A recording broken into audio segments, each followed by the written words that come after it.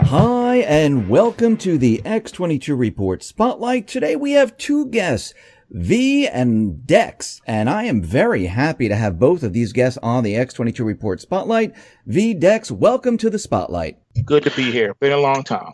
Yes. Good to be back, Dave. I'm excited, buddy. Yeah, thanks for being here. And I just wanted to start off with what is going on in the economy. And the mainstream media, it's so funny. They pick like times and dates when the recession's going to hit. They said, 2019, the economy is going to slow. 2020, this is when we're going to have the recession. And it's going to happen right before the elections. And all of a sudden, the Federal Reserve decided, hey, you know what? We're going to put ourselves in a holding pattern. We're not going to raise rates anymore. And we're just going to look and watch and see what happens. Is the economy headed towards a recession? Is there going to be a recession? Because when we look at the stock market, when we look at the numbers, everything looks fantastic.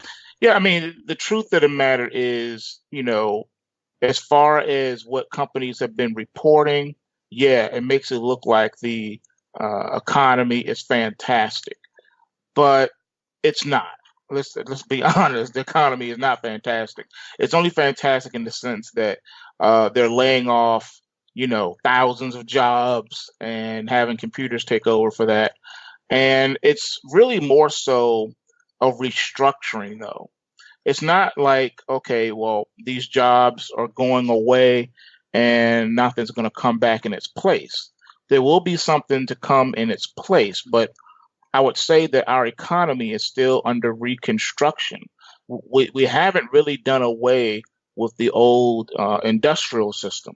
We're still developing the information system, but it's taking a little bit longer to do away with the old industrial system. So that's really what you're seeing happening is the last pieces of the industrial system being turned. Someone's turning the lights off. They're closing the doors, literally, just like we've been hearing this past week. J.C. Penney's is going to be closing stores, and a whole bunch of other retailers are closing stores. A total of 500 stores are going to be closed, and these are major retailers. Foot Locker, is in that mix as well. So a lot of old economy situations are transforming themselves, and then others are actually falling away and not coming back, just like all the jobs we lost during the dot-com craze in the late 90s. A lot of those jobs have gone away too and not come back. I can tell you the first job I got right out of high school was a data entry job. That really doesn't exist anymore. It's an industry that's gone. A lot of industries have faded away because they were part of the old industrial system. So that's all we're really seeing now is just a restructuring of this new system, this new information system. So as a result of that, on one hand, it looks like the sky is falling, the economy, is crashing, collapsing, but in reality, it's really not. It's just restructuring and reshaping itself like a snake shedding its skin. That's all the economy really is doing. So it appears that it's dying, and look, all these, industries closing down and jobs going away, but then new jobs are being created along with the new industries to go with them. So that's really what we're seeing. And then when you look at the Wall Street earnings, for the most part, they've been pretty good. A lot of stocks have shot through the moon right after these reports have come out. And not to mention, you look at some of the Fed numbers that's coming out. All right, it's a little flat. Consumer confidence was up though, but as far as GDP and stuff, it's okay. It's not too impressive, but it's not super bad either. And that's only because, like I said, we're facing a restructuring. And the last time I was on your show, if people recall, I gave some prognostications. One of which was that the mining stocks, you would see some of them go up 1,000%. And guess what? It took a few extra months, but by golly, they sure enough did. Yep. So now the next thing on the chopping block, we don't really know all the details just yet, but there are some more situations, some more industries on the chopping block that are being restructured. Walmart did announce that they're going to be um, laying off the greeters. They're not going to have greeters anymore. So those people who are greeters have to be uh, reabsorbed back into the system, maybe cashiers or some other type of job. But unfortunately, some of the greeters won't even be able to do that. So they may be kind of like lost in the shuffle, fall between the cracks. So there are remnants of old system ideas that are going away. New ones are coming. I know that Whole Foods, after they got acquired by Amazon, a lot of people were nervous because they announced, that new store where you don't even need people to run it. You just walk in and it will read the chip on your smartphone based on the app that you download. It knows what you take off the shelf, et cetera, et cetera. So they know that that's coming down the line. They're not doing it, immediately, but it is coming. And more stores you go to now do have self checkout. So when you see self checkout, that means, you know, a dozen or so cashiers have just got laid off. So cashiers are, the first people to get hurt, and a lot of retail stuff too, because the transformation that's coming in the digital age, you won't need a lot of human effort to do a lot of menial tasks. Correct. The computer will be doing that. The machine will do that. The Android, the synthetic, whatever you want to call it, is going to be doing that. But the next thing on the chopping block after that is your white collar and the middle class jobs.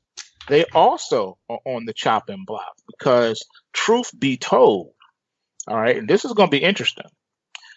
A majority of like the government jobs and the government sector, you could literally use a computer to do that too. You don't need a human being. Now, we know that our government has been very wasteful over the past several decades. I can tell you from personal experience being in the DMV that there were times where I would have to call a government office in the District of Columbia, the nation's capital, and when the person picked up the phone, you could hear the TV loud in the background. They were watching the Oprah Winfrey show. All right. This is your tax dollars at work. They were doing nothing. They were just, paper pushers. Now, you would think, well, what about all the ones with the security clearances? They're keeping our country safe, doing this stuff. No. See, the hustle with the security clearance thing was that most of those positions didn't really technically need a security clearance. It's just the government decided to classify certain things that really didn't need to be classified. And this was done, to push other pork bills and get those things passed. For instance, they would create new positions and departments that were designed to only last a few years just to get a certain agenda and project done. And then you wouldn't need, the thing anymore. But as you know, on Capitol Hill, it's easier to pass a law than it is to change a law or do away with one. So what happens is a lot of these organizations and offices and departments end up lingering and not going away, even though they only intended to last for a short period of time. So these people are planted there and they're really doing nothing all day. And you could use a computer to do that. And these people have high, their GS-15s and all this other stuff, and these high GS levels. And, they're making six-figure salaries, but they're really not doing anything. And so that's a lot of waste going out the window.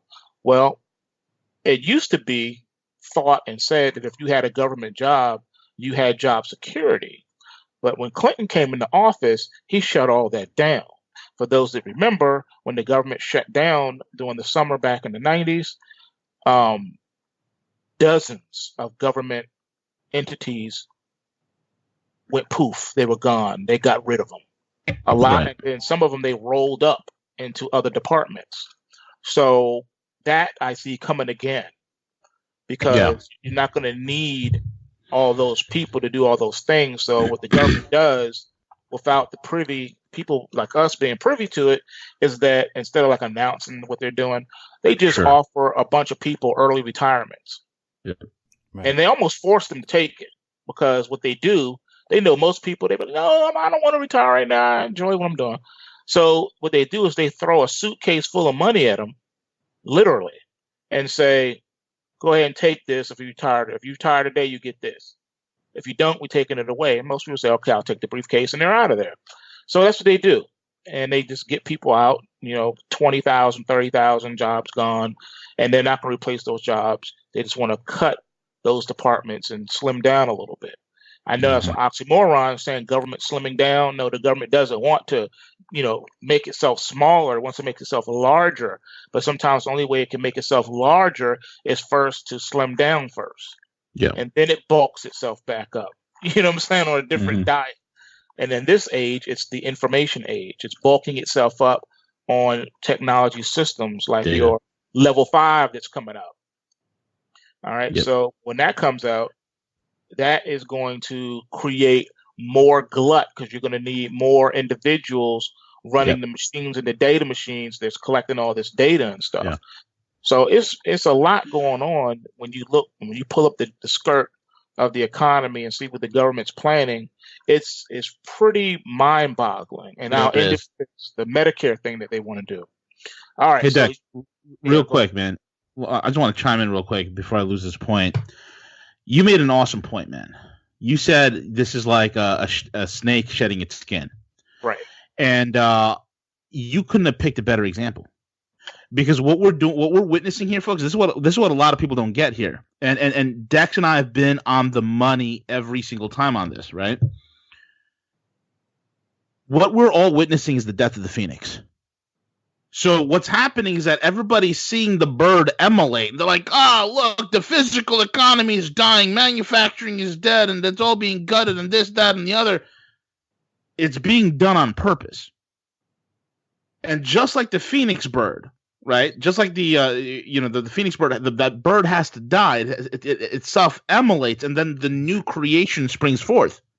Well, what's springing forth? What is happening here in the last, I'd say 10 years that has accelerated to such a pace that it's blowing minds away, number one. It's replacing whole swaths of industries that used to exist, just like Dex said. Data entry used to happen. Where is it now? Poof, it's gone. We can go through a litany of industries that are no longer with us. Why? Because we're entering the information age. We are entering the economy of the machine. We are entering the economy where data is king. It's all algos all the time. From our markets, and this is where Dex, the algo capitalist, comes in, and he's been on the money, with the stock market and where it has been going, where everybody is saying, well, next Tuesday it's going to collapse because you look at the U.S. debt, it went up 22%, and we're at $22.23 trillion, and that's all fine and dandy. You see, a lot of the contrarians were and I was one of them, and I still am to a large degree. We're looking at the death part. We're looking at the physical economy dying. Yes, and we are absolutely correct in calling out how it's dying, why it's dying, and all that destruction that goes along with it. But there's a separation occurring. And this separation is completely digital driven. And it's hard for a lot of people to switch their minds from a physical economy to a digital economy. They're like, what? It's a hard thing for most people to wrap their minds around that when you say, hey, data is value. Like, there's a reason why, folks, that if I had an email list of 50,000 or 100,000 people, why that data is worth tens of millions to a corporation. You might just say, well, that's just email addresses. That don't mean nothing. You don't get it. It's a different game. This is why, one of the things I've been working on is with cryptocurrencies on a institutional level. And institutions, and there's major institutions that I deal with that I am basically a mandate for to go out and to procure digital assets for them.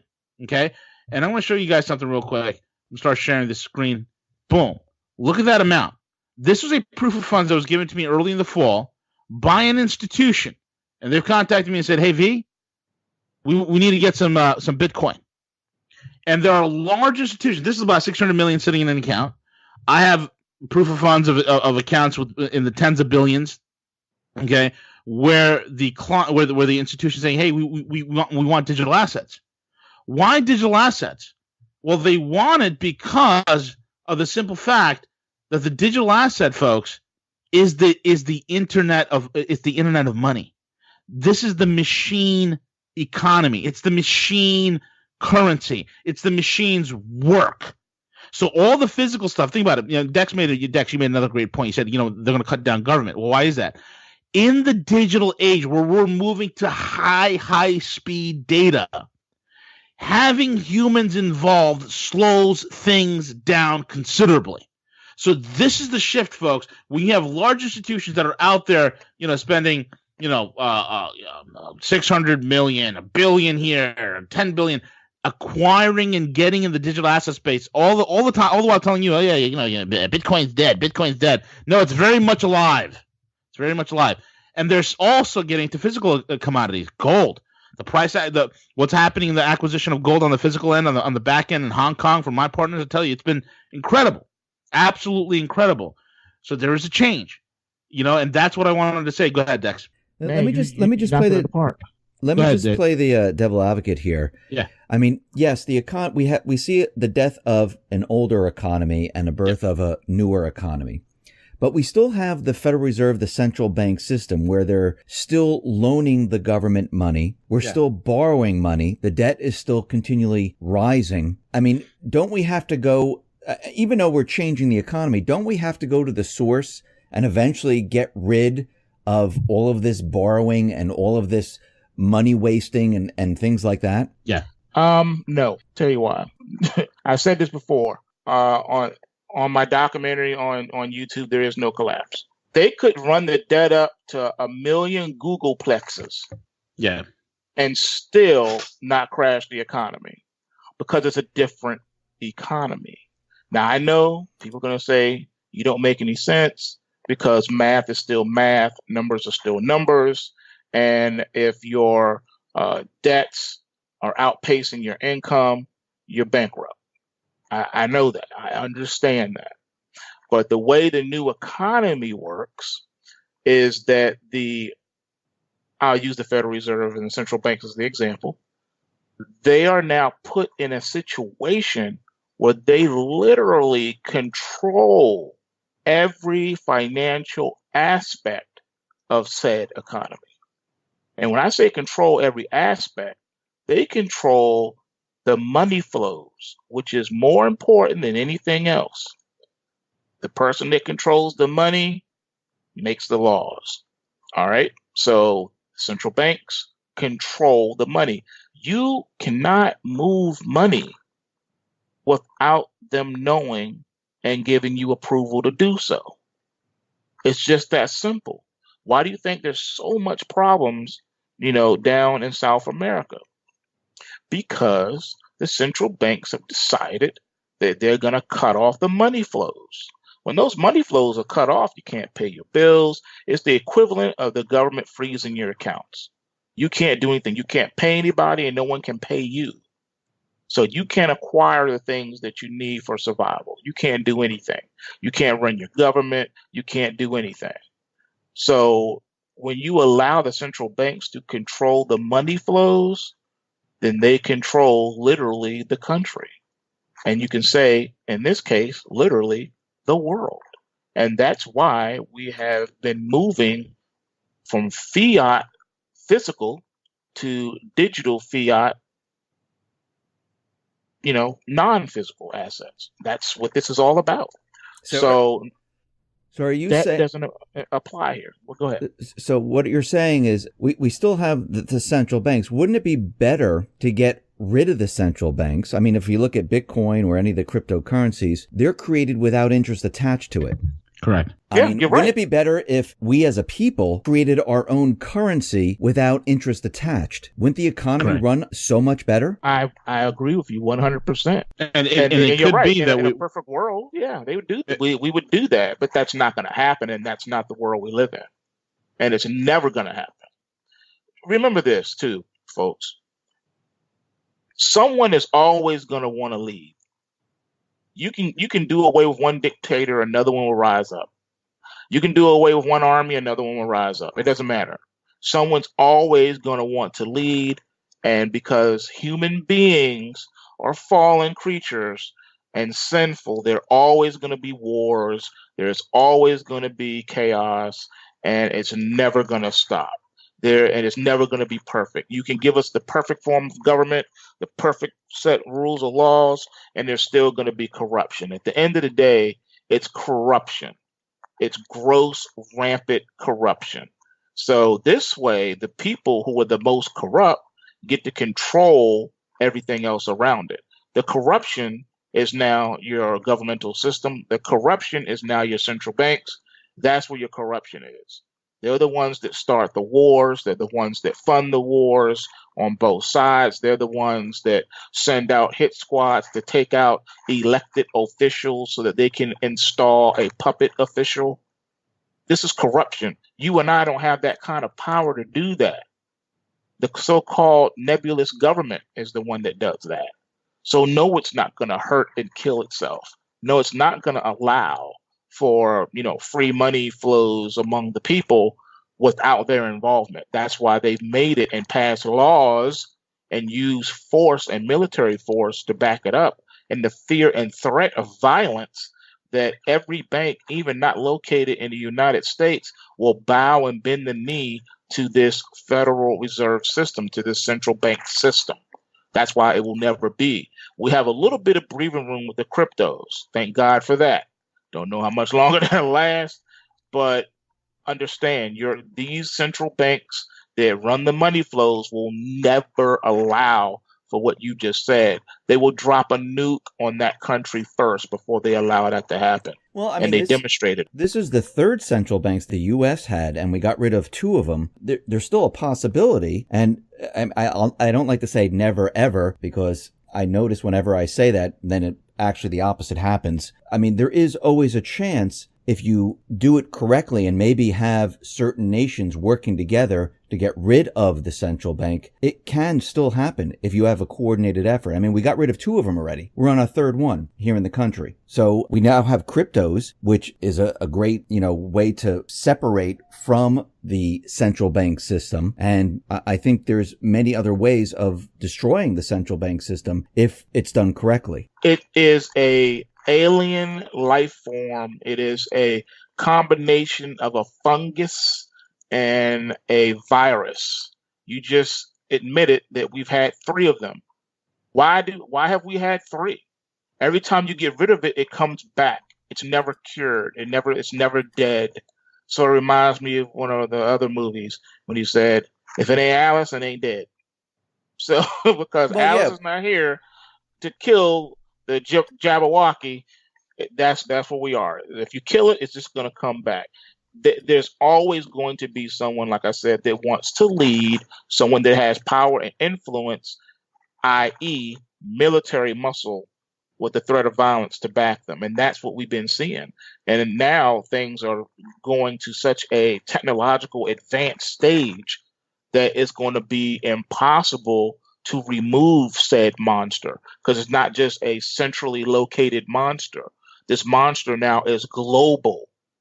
You see what I'm saying? For example, if one bank goes away, another one rises up to take its place. This monster has a zillion heads and 20 zillion tentacles. So you can't really get rid of it. It's one of those animals that when you cut an arm off, it grows it back. So that's what we're dealing with here. We're dealing with a squid-like, spider-like entity that is absorbing everything around it like a viral fungus infection, and there's nothing anyone can do about it because it's strengthened itself over the decades, and it's like a cancer, like a cancerous tumor in an area of your body that makes it impossible to operate without killing the patient. That's where we are right now. You can't even remove it, because if you do, everything will just die and collapse around it. That's what I'm saying. I know it's hard to explain so that people Oh, can maybe. see what I'm saying. But that's where we are, literally. We're there. Well, maybe sometimes it's necessary for everything to collapse around it and start anew. Maybe sometimes, I mean, even though we've gotten rid of it before, I'm not saying that it will never ever come back, but it's almost like when in Syria, when they said the Islamic State can never be beaten, they're expanding too much, and all of a sudden they were beaten. Anything can be brought down if you do it correctly. Yes, they've grown. They've done this on purpose. They have infiltrated every single part of the world, in every country, in every place. And if you had a coordinated effort, and if you had countries on board, I'm talking about the main countries on board, where they took over the central banks, where they took it away from the Rothschild, and instead of loaning the money, you just created the currency without interest attached. That would hurt the central bank right off the bat, and actually help the economy at the same time. Yeah, but who or what has that? Look, they can't even agree on Brexit. The European Union is literally falling apart and coming apart at the seams. That's a perfect example for you right there. Well, no, that's a fight between the central bank and the people who don't. You're going to see this going forward. You're going to see a fight between the central bank that wants to keep what they have, and you're going to see, and they're not going to agree. And basically what's going to have to happen is say, you know something? There are no agreements. Boom. We separate ourselves. Bye-bye. That's that. Because what they're trying to do is they're trying to agree on something where the central bank is saying, just give me this, and that's that. They're like Siths. They see black and white. They don't like to bargain. They don't like to do anything. The other side is saying, no, we don't want that. That's not for us. That's not what we wanted. That's not what we were talking about. And that's why you see this disagreement. What you really need to do is say, you know something? We're separating ourselves. Bye-bye. You get nothing. And if every country can do this, and everyone say, you know something? Bye-bye, central bank. You know what? We're not borrowing your money anymore. We have the right to create our own currency. We have the right not to, borrow the currency with interest attached. Boom. It's over with. You don't have to bargain anymore. There is no bargaining with them. They don't like to bargain. They're Siths from Star Wars, black and white. Do it our way or that's it. You know what? We're not going to do it your way. We're doing it our way. And this is the people now saying this is what we want. Just like when people think governments can't be taken down and the people have enough and they can't take it anymore, then all of a sudden the people rise up and say, you know what? We can't take this anymore. Yes, I have a pitchfork. Yes, I have, a shovel, but you know what? I'm done here. And there's a revolution. Maybe there needs to be a revolution against the central bank. Yeah. Well, because everything you said is absolutely right and correct. There's no argument there. The only problem is, I don't think people quite understand what we are facing right now. So here's another prognostication for you. There will be no Brexit. Just like I said before, there will be no Brexit, and there is still no Brexit. And the European Union is going to get even stronger and bring more people into the fold. That European beast is going to play a real vital part of the 5G network as far as from a global aspect. And that's exactly what they want. This monster, you haven't even begun to see the strength of it. I mean, look at it this way. Look where we've come. And look at all the things that this government system is able to get away with, and no one says or does anything about it to stop it. There was a time in the USA where you could travel abroad without permission. Now you need permission. Now, you would think that if the USA made those decisions, that other countries are still free to do whatever they want. Why is it that is uniformity globally? They agree with the USA monster system because they have become a part of it. So I can say right now, you know what? I don't care what they say. I'm about to catch me a flight and I'm going to go, let's say I'm going to France. Well, what's going to happen is I'm not going to be admitted to even get into France. I might make it out of the country, but they're not going to allow me to come into their country because they're going to say you don't have a passport and you don't have a visa, which means you don't have permission to come here. So we're going to send you back to where you came. And that's what's going to happen to me. Now, why did we allow that to happen? Why did we say, you know what? Let there be passports. Let there be visas. When there was a time where you didn't need that. But now all of a sudden you need it. So we allowed that to happen. We were convinced by this central bank system to allow this to happen. And the reason why we agreed on it is because it wasn't the central bank taking center stage. The central bank is the puppet master behind everything else that you see. I agree with you. They're the ones that finance and fund all of the propaganda. Yeah. They're the ones that finance and fund everything that you have seen in your life that is negative. They are behind it. The money changers are behind it. They're the source of the problem. Yep. So that's why people are not going to get rid of them. No army is going to rise up and get rid of them because they are the army. Then look at your UN. Look at how the UN has grown over the past few decades. Look at the power of it, and look what you see. For the first time in the United Nations existence, you had a U.S. president, an acting live U.S. president, set at the head of it. That should tell you everything you need to know. And that's why nothing's going to change, because if you do say, as a country, I want out, we don't want a central bank here, we're going to do our own thing, I guarantee the next thing you would see is whoever your leader is would have an accident, or they would say, oh, he died of natural causes, even though they found 80 bullet holes in his head. But they'll say, oh, he died of a heart attack. And then they would install a new puppet to do exactly what they want to do and say, you know what, we're not leaving. We're going to stay here. We're happy here. It's cold outside. We don't want to go outside. We want to stay in here where it's warm. And that's what you see time and time and time and time again. Now, look what's happening now in Cuba. When Obama was president, everybody was like, yeah, USA and Cuba are friends again. We hanging out. We chilling. We doing all this stuff. And now, all of a sudden, now you're talking about sanctions again. So are you saying that the U.S. just can't get along with anyone? No. Here's what's happening behind the scenes that most people are not privy to. Okay, the U.S. wants to take more control away from Cuba as a sovereign entity. And Cuba is saying, no, we're not having that. So they're like, okay, if you don't do what we say, we're going to put sanctions on you. What really are sanctions when you really get to the nuts and bolts of a sanction? It's saying we're going to turn off the machine and you will not have access to the things that you need, such as food and energy. You will be cut off. Is that what you want? No. So do what we say.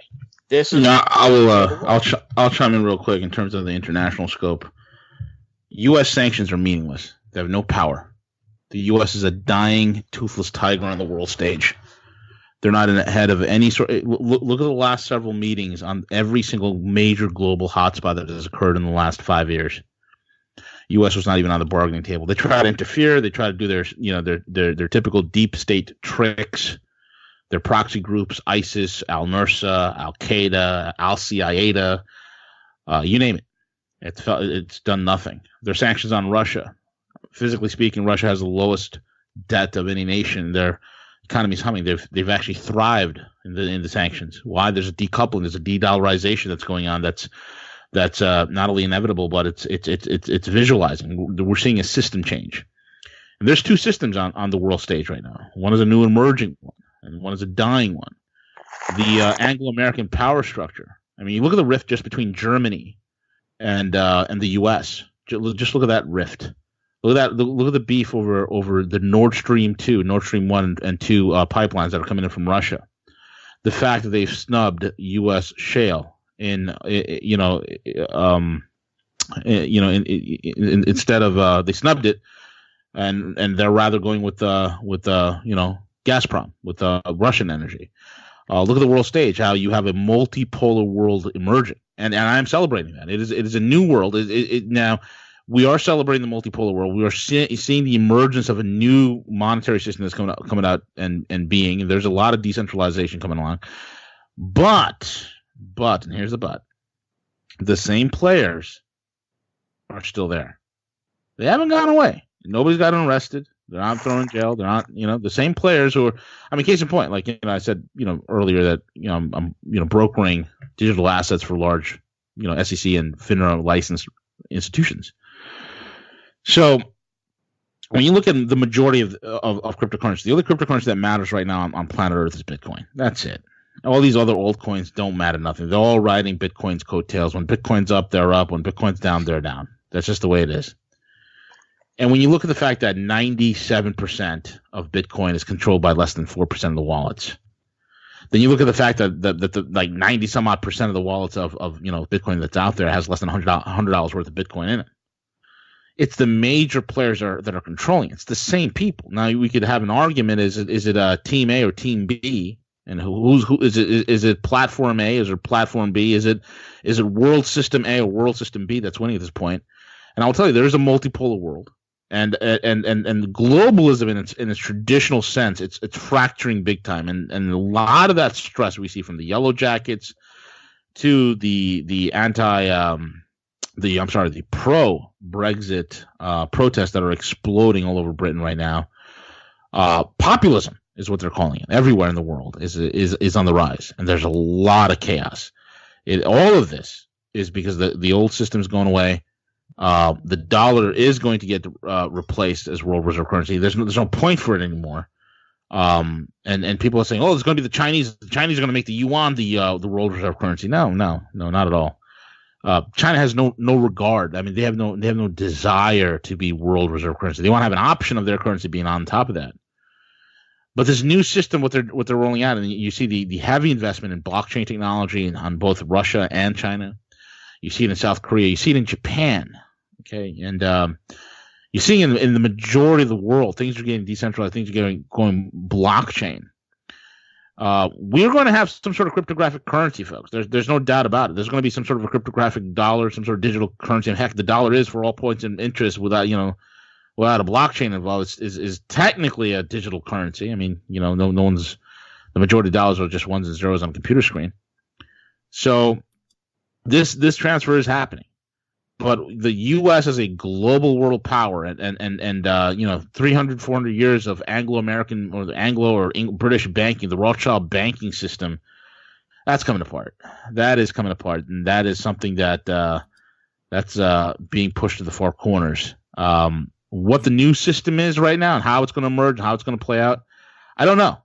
But one thing I do know, to think that the controllers, the guys of the old system, are not steering this new one, that's kind of foolhardy. We'll have a place. It's a bigger table. It's kind of funny, Dave. I would say that the crazy death dealers who were in charge for the last several decades are been put on the sidelines, and I think it's a little bit more level-headed elites.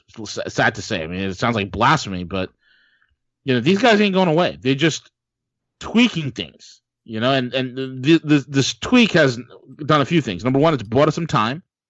And number two, it's bought us a lot of opportunities to better position ourselves. Those are the only two things that we can really point out to, I mean, are the central banks, are they still looking at cryptocurrency? Are they even interested in it anymore? Yeah, I mean, it's pretty interesting. We have a couple of platforms. We have Bancor, which the Bancor blockchain, which when you really study it and you look at it, it is literally a Swift replacement. You have XRP, Ripple. Yes, Ripple is a fake coin. Yes, it's the banksters' coin. But do I trade it? Yes, I trade it. Why? Because I'm going to make the money off the banksters. I don't care. You got to be pragmatic, right? Ripple is a very good Swift alternative as well. So you're looking at alternatives to this. You look at blockchain itself. Okay, the central bank concept, it does not work in the high-speed digital age that we're moving into. It will be done away with, and I think there's going to be a new monetary system, a new banking system, so to speak. It's not going to be a central bank, but there's maybe a central node that's dominated by AI. Maybe a central node that's dominated by AI that is in charge of the issuance of its digital currency, a digital currency that could be possibly backed by a commodity and then tokenized. That could be very well the future that we're moving into. It's automation. And when you move into an automated system, I mean, think about it. I mean, Wall Street has perfected this, folks. I mean, Dex could talk to you for hours about high frequency trading, where literally it's the race for milliseconds, and they're doing it faster than any human could do it. These machines are doing it. It's all high frequency trading. It's all algorithms. And when you're moving into that type of an environment, how inefficient and how clumsy and how clunky and how slow is a human and the central bank concept? It's the Model T trying to race in an age of Ferraris. It just can't compete. So the central bank concept will be gone, and it will die by its own design. It's by design ineffective. It's by design inefficient for this new digital age. So we're going to have some sort of central issuance of currency, and it will be some sort of blockchain ledger-based system.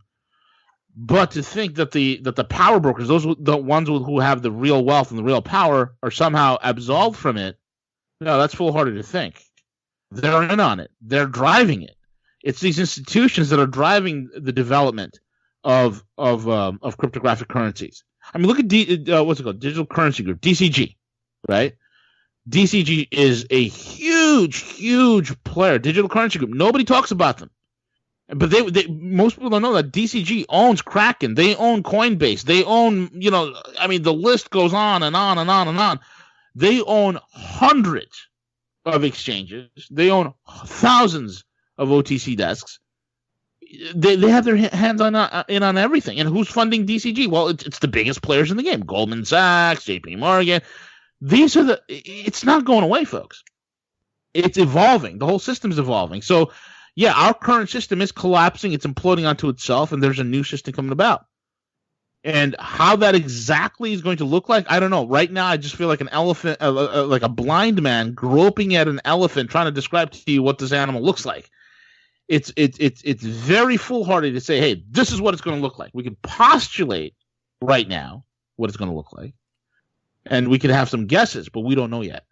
You made some good points, V, and I hope people were really listening to what you just finished saying, because you just gave everyone a visual picture of what is really going on behind the scenes. And I do believe there was someone on YouTube back when Bitcoin was at 20,000. They warned people that they should be tightening up their stops or taking profit and getting out.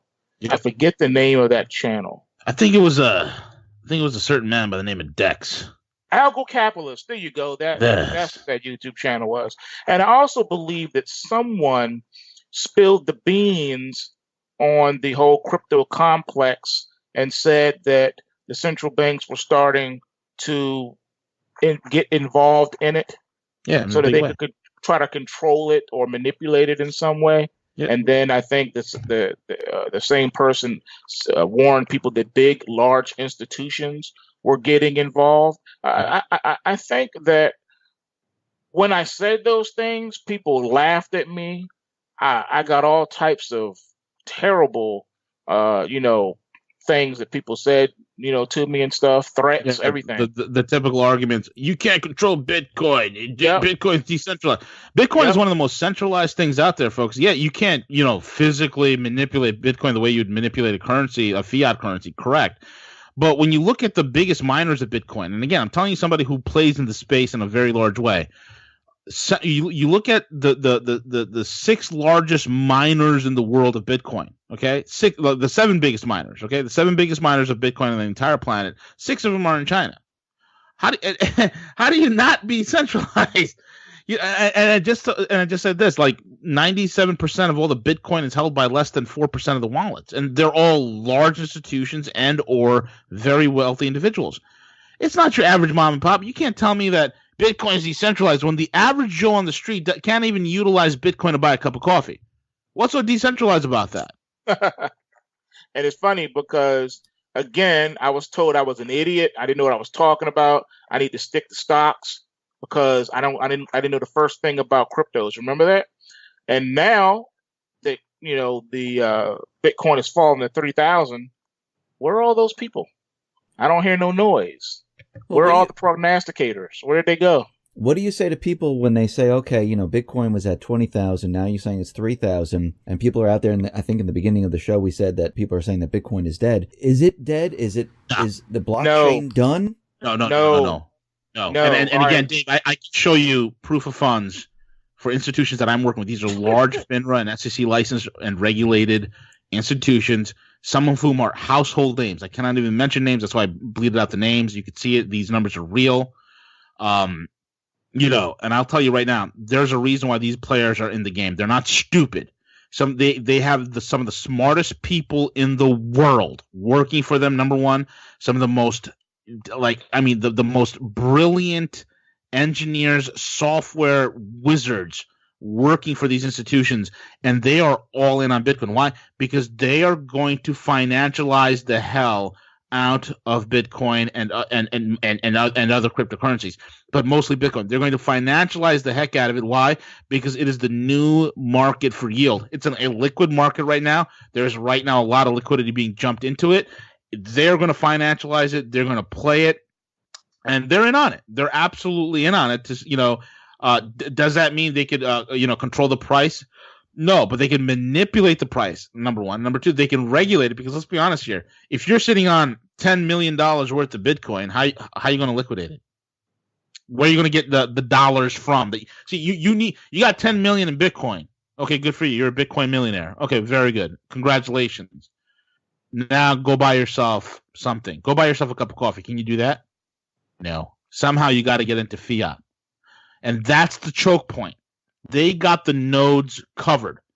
Coinbase, when they put out that they started issuing 1099s or 1029s, whatever it was, right? Where they're saying if you got more than $400,000 in BTC gains in Coinbase, and you see this with Kraken, you see with any one of these U.S. exchanges, oh yeah, you're going to be paying anywhere between 20 to 39.6% in taxes. That's crazy. It's crazy. Yeah, it's crazy. Because why? They're controlling the choke points. Yeah, you can have all you can be a crypto billionaire. But the difference between you and I can go to Starbucks and I can buy myself a cup of coffee. Can you do that? Nope. And so, as of a question, here's another thing. Why, if Bitcoin was dead or dying or going away, why would the exchange risk creating a futures product based on Bitcoin? Exactly. The CME would never do that if they thought Bitcoin was going away. Chicago They would Board never of Trade, Chicago Mercantile Exchange, they would never do that.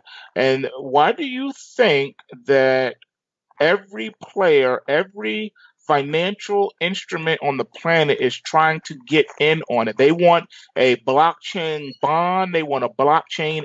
They want to blockchain the world. Yeah. And there's a reason for that, because they have chosen for themselves that Bitcoin is going to be their coin for the near future. So they created the futures contract for that purpose. Now the next step is major companies, as V has just alluded to, operating in the space, because they're going to start accepting Bitcoin for payment. More and more places are starting to accept the Bitcoin for purchase for payment. And pretty soon, ladies and gentlemen, you'll be able to buy a car, buy a house, pay your mortgage. You'll be able to do anything you want to do with Bitcoin, because, believe it or not, word on the street is that there's someone somewhere close to the White House that wants to make Bitcoin the new digital dollar. Now, let's go back one step, because V brought up another good point. He was showing you, these large institutions that are operating specifically in the Bitcoin space. Again, this, just like you were told before, is the proof of what we told you years ago, that the institutions were back then secretly involved behind the scenes. Now they've amassed tens of millions of dollars in a stake at different places and buying up exchanges, and it is so much going on, folks, behind the scenes. It will blow your mind, but you're going to see it rolled out very soon, because they know that this is the last piece of the puzzle that they can use to control the masses. It's a lot easier to control people digitally than it is with a fiat currency. With fiat, you don't know who's going anywhere. I could take $10 and split it at 10 different locations, and you won't know anything about that. Who spent it, where it came from. You don't know any of that, where it's changed hands. But with a digital currency, you know everything. You know, Yeah, absolutely. You can track it everywhere it goes. And if the person gets out of line, guess what? You can turn it off. There's GPS things that they're trying to get together on it. That's what the 5G is for. 5G is not so that you can speak more clearly on your cell phone. 5G is the technology that they need to support the new surveillance system that they're putting into place, and it is going to have financial component to it. Just like I told everyone a couple of years ago, I said, understand the government's going to have their own blockchain, and they're going to make you operate on it, and everything's going to be connected to it. They'll be able to see you and track you in real time, people. They're already beta testing all this stuff in China, man. It's yes. Got the social credit system, which I warned about back in 2012.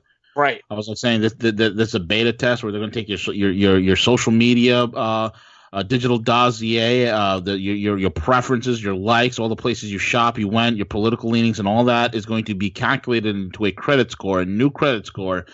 And that's what they're going to be rolling out. You see this happening in China, where people are losing their right to even travel unless they pay off their debts and this, that, and the other. It is ridiculous, man. It is ridiculous. I hope to God that doesn't make it over here, because there's still an urgency of freedom, and people push back against it. This is why people need to be vigilant. And again, folks, we have the sword of Damocles hanging over our head. It's like it's up to us to keep pushing back. It's up to us to keep fighting. It's up to us to put these guys on notice, because if you give these guys an inch, they'll take a mile. So you got to keep them at bay.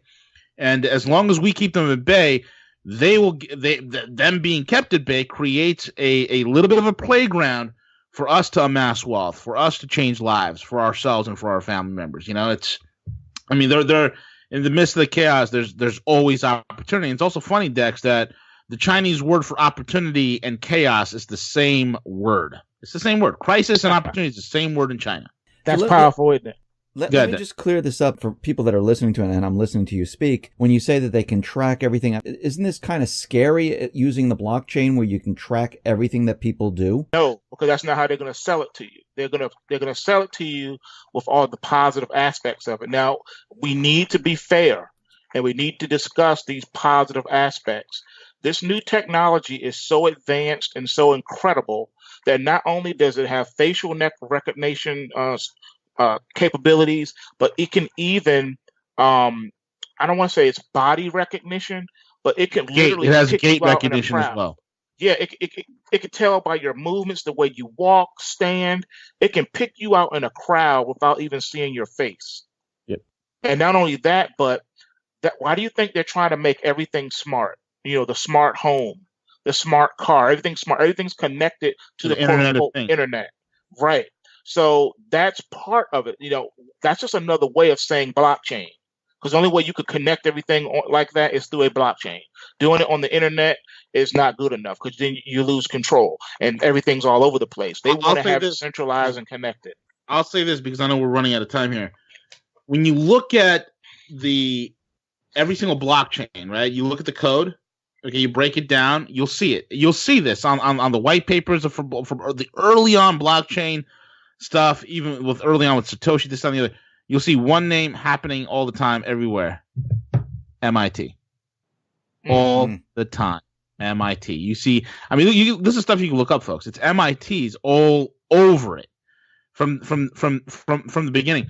Now, if you're trying to launder money, the blockchain is the worst way to go, because we can see what's moving from one wallet to the other wallet. We might not know who owns the wallet, but they're developing software technologies and powerful algorithms that can kind of triangulate who owns the wallet.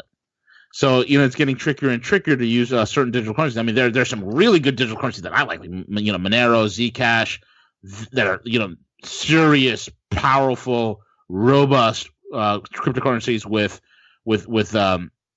privacy tools built into it. Now, people like us who listen to programs like this, we'll be attuned to that. We like that. We are the rebels. We're the outliers. We're the rogues, so to speak, right? Right. But the masses don't care. They don't give a rat's rear end. Nope. The masses You know want what? what's easy. They're going to be the first people to go with the government's wallet. Because see, that's Right. that's the solution. The government knows that. So they're going to attach wallets to everything that they control and move in society. People who go to a job, there's going to be a centralized wallet for your job to pay you with. And that wallet will be connected when you go and buy groceries and other things too, so they can track you what's going on with that from beginning to end. See, they have an answer for everything. That's why I say they want to build their own network aside from the one that already exists. Yep. This is the one that they control. Absolutely. And they make it so that you have to have a wallet. Just like when a baby's born, you have to have a social security number if you're going to operate in a society. Gotta have a birth certificate. Same thing with this new system. You're going to have a wallet. Yeah. And that's going to be your identity, and everything about you will be in it. So they can put infinite amounts of information in there. That there's a section in there in your wallet for the money, money's, whatever. And then they have other things like your medical records and just different things, so that they can identify you every time you go anywhere outside. Every pole is going to be connected. They're going to have cameras with every pole, and it's going to be these electronic readers on every pole, so that no matter where you go throughout the country or even throughout the world, it's going to be globally connected. And they're going to sell you on this because they're going to say, look what we've done. We've basically stamped out crime. There's no more crime. Why is there no more crime? Because there are cameras literally everywhere, and everywhere everyone has to have this digital apparatus somewhere on their person at all times if they're going to operate in society. And they can see everyone who's everywhere. They'll be able to solve murders, crimes, solve anything, because they'll be able to go and see it in real time. And not only that, things that they missed, they can go back and rewind the footage and find out everything, who was there. Oh, okay, the number comes at 227. 227 is Mr. Smith. Yep, here's everything on Mr. Smith. Let's go get him. And if he's hiding or he's on the run, they'll be able to catch him within moments, probably within an hour. It'll probably take about 60 minutes to find anybody in the world, no matter where you are. Because can they just use this to round people up too? That's why it's without committing a crime. I mean, you just know. Oh yeah, pre-crime is the future, man. I mean, they're already doing this in China. They're already doing this in China, where they have pre-crime technology where it's like it intercepts you because they think, because the researcher found that certain people with certain whatever, that fit a specific mold in terms of their data has a more greater predilection to commit a crime, or so and what they're doing is they're literally talking to people, they're questioning them, they're surveilling them extra. It's already happening. So why? Because everybody people don't realize how smart the bloody algos have gotten. It's bloody brilliant. It's scary how good the algos have gotten. They're listening to you and they're tracking you. You open up an app, on let's just say an example would be like Pinterest. You open up certain apps, the apps will actually track where your eyes are going on the screen. What are you looking at? What are you touching? The systems, the algos right now know you better than you know yourself, my friend. It is amazing. And they're already rounding people up too. In Canada, if you speak out against certain things, you can be arrested on the spot. If you misgender someone, you can be arrested on the spot. They're doing it on your social media. If you write the wrong things or say the wrong things in a YouTube video, you can be arrested or shut down. Come on, look what they did to Alex Jones. The roundup is already happening. Exactly. And that's what I got to say, Dave. Real quick. I know we got to go. Yeah. What I'll do is this. And folks, here's the deal. Like I said, crisis and opportunity is the same word. We have an amazing platform to share with all of you. That is our Watchers Trade Room. We trade over 80 cryptos there. We understand, because we're so effective. We understand what's going on in the world. And then Dex uses his amazing pulse wave technology to really pick the right cryptos. We trade over 80 cryptos, Dex, how many do we get? Over 80 and then over 1,000 instruments that stock. Yeah, equity. Right now it's over 80 cryptos, Mhm. and as far as equities are concerned, we have over 1,400. There you go. Over 1,400 1,400 stocks, options, and futures market. So you can go ahead and trade. Amazing. It's super easy. You're not glued to the screen day trading anymore. It's one of the few exploits that people have. Hey, look, it's the Wall Street money machine is on. And Dex and I have been saying this for quite some time. There's no collapse. If this thing's going to blow, it's going to blow up. There's no collapse. So enjoy from now to Dow 29,000. Enjoy the ride. The Wall Street money machine is on. There are so many people, folks, that have come in, that have joined the room, and they have literally have created an additional income stream for their life and for their families, and it's helping them big time. Some people have even quit their jobs. It is tremendous. So we're going to be doing a webinar, and I will pass that information to Dave, and Dave will have it posted. The webinar is going to be on Friday, this Friday, March the what day is that? That's March. Was it the 9th? 9th, I think. Yeah, March 9th. No, March 8th. It's this Friday, March 8th at 1 p.m. Right. Eastern. Join us. We'll have the links up there. We'll do a live trading. We'll do some Q&A. We'll show you what this whole thing is about. There are very few exploits. And one of the things we always tell people, take the profits that you got, and after you take care of your bills and whatnot and everything you need, take it. And what do? We buy precious metals, baby. That's it. We buy metals. We buy crypto, Bitcoin, whatever you can. We kind of get out of the dollar and get into safe havens. So, especially gold and silver. So use the system against them, so to speak. And that's what I got to say. Yes, take your power back. Absolutely. Yeah, give me all the links and everything. I'll put it at the bottom of the video and stuff, so it makes it easier for people to get over there, and I'll give them the dates and all that stuff. So it'll be a lot easier for people to find you and know where to go and stuff like that. But perfect. Thank you very much, V and Dex. I really appreciate it. Thank you for taking the time out and talking to me about all these interesting topics. It actually was a really good talk. Thank you very much for being on the spotlight. I really appreciate it. Thanks for having me. It was my pleasure to be here. Thank you. Thank you.